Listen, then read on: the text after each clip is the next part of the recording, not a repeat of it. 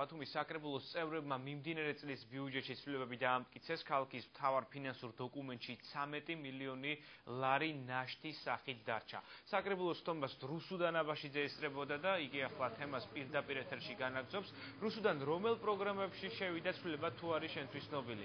დიახ, გიორგი, დღევანდელი საბიუჯეტო ცვლილებებით ყველა მნიშვნელოვანი ინფრასტრუქტურული პროექტი, როგორიცაა ჟილინის არხის მშენებლობა, ანგისის სპორტული კომპლექსის მშენებლობა, ასევე ბაგრატოისა და ერისთავის ქუჩების რეაბილიტაცია, რომელთათვისაც თანხები 2013 წლის ბიუჯეტში გაწერილი, წელსაც არ განხორციელდა და მათი გადატანა 2015 წლისთვის მოხდა. ამის მიზეზად მერია და საკრებულოს უმრავლესობა კომპანიების მხრიდან ვალდებულებების შეუსრულებლობას ასახელებს, თუმცა ოპოზიცია ფიქრობს, რომ მნიშვნელოვანი ინფრასტრუქტურული პროექტები ქართულმა ოცნებამ უუნარობის გამო ვერ განახორციელა და ქალაქის განვითარება მნიშვნელოვნად დაამუხრუჭა. ამასთან დაკავშირებით შედარებით უფრო მკვეთრი პოზიცია გამოხატეს თავისუფალმა დემოკრატებმა. ჯაბაბერიძემ განაცხადა, რომ არათუ შეჩერდა პროექტები, ქალაქის გრევაა დაწყებული. ოპოზიციაში ახლად გადასულ ყოფილი კოლეგის ამ განცხადებამ აღაშფოთა საკრებულოს თავმჯდომარე ირაკლი ჭეიშვილი. საბოლოო ჯამში 14 ხმით სამის წინააღმდეგ 2014 წლის ბოლო საბიუჯეტო ცვლილებები მიღებულია. კენჭისყრაში 3 ოპოზიციური ფრაქციიდან 2-მა ახალმა ოპოზიციამ და თავისუფალმა დემოკრატებმა მონაწილეობა არ მიიღეს. Practic განმავლობაში ამდენი საცხოვრებელი სახლი არაშენდა და გაიარეს შეხედეთ ამწები რამდენი ამწებდა. აი მაგას ქართველები დაგვაყენეს თქვენი ხელით დაგვაყენეს. აი და გაშენებული პროექტები ერთი პროექტი არ დამისახელეს, რომელიც სასტუმრო კომპლექსი ჩვენს მიერ არ იქნა შესაძლებელი, ჯარიმა არ იქნა მოხსნილი, არ იქნა დაპროექტებული და არ იქნა დაგრძელებული ხელშეკრულება. ჩვენს მიერ დატოვებული ფული ბაგრატიონზე და ჟილინზე 13 წელს დასამთავრებელი 14-ში ვერ დაამთავრებს. ანგისის სტადიონის თემა გაეჭედათ, რაგბის სტადიონის თემა გაეჭედათ, იაფის სახლის თემა არათუ რაღაცა და პროექტიც კი ვერ დადეს, უფრო მეტიც კრიტერიუმის ვერ დადეს და ამიტომ ეძახეს იაფის სახლს სამართლიანად მთელი ბათუმი ბიძაშვილ მამიდაშვილების სახლს და არ ვიცი ხაბადის ერმაკოვის თუ ჭეიშვილის ბიძაშვილს შეასახონ. ნაციონალურ მოძრაობას სხვა რა გადარჩენია რო თქვას, მხოლოდ გარდა იმისა, რომ მხოლოდ გააკეთოს განცხადებები, ის განცხადებები, რომელიც არის რეალობაში სიცრუე, ჩვენ ყველაფერს ვაკეთებთ ხარისხიანს და ამიტომ თქვათ ის პროგრამები უბრალოდ დროებით ჩერდება და მაქსიმალურად გვინდა რომ ეს პროგრამები და პროექტები გამოვიდეს ხარისხიანი. და მე ვფიქრობ, რომ 2015 წელი იქნება საქმიანი წელი.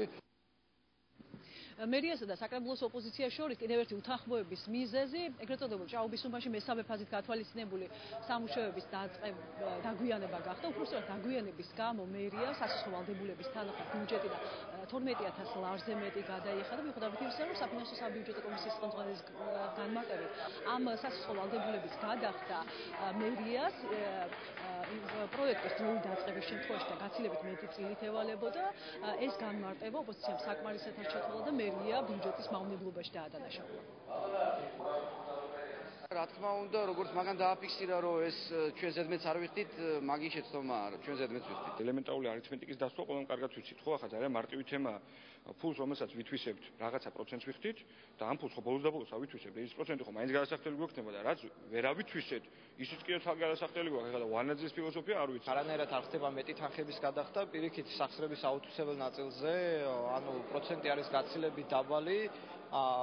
და ის რომ თქვა წესის თანხის გადახდა არ მოხდა, ეს ნაკლებ ხარჯთან არის დაკავშირებული. თუმცა ეხლა სხვა საკითხია, კონკრეტულად ის თანხა რისთვის უნდა გადახდილიყო, რა პროექტი უნდა განხორციელებულიყო, მაგრამ ამ საკითხის განხილვა, ასე ვთქვათ, არ მომხდარა. ზემოთახნიშნული პროექტების განუხორციელებლობის გამო წლევანდელი ბიუჯეტიდან 2014 წლის ბიუჯეტიდან 11 მილიონ 600,000 ლარი მომდევნო წლის ბიუჯეტში გადავიდა. მათ შორის არის 2 მილიონ 500,000 ლარი, რომლითაც წელს იაფის სახლის პროგრამის განხორციელება იგეგმებოდა. სიახლეებია შიდა პროგრამებში, მათ შორის ყველაზე მნიშვნელოვანი არის აჭარის ორი საბიუჯეტო ორგანიზაციის, აჭარის ავტოტრანსპორტისა და ბათუმის დინამოს დაფინანსება. აჭარის ავტოტრანსპორტმა დამატებით 235,000 ლარი მიიღო წლის ბოლომდე.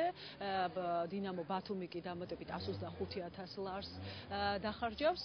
ასევე ჯანდაცვის პროგრამის შეცვლილებები შიდა გადაადგილების სახით რამდენიმე პროგრამას დაემატა თანხა, მათ შორის მნიშვნელოვანია მრავალშვილიანი დედების პროგრამა, კერძოდ დამატებით 11 ბენეფიციარს წელს, მათ ვინც მესამე შვილს გააჩენს 550 ლარს მიიღებს.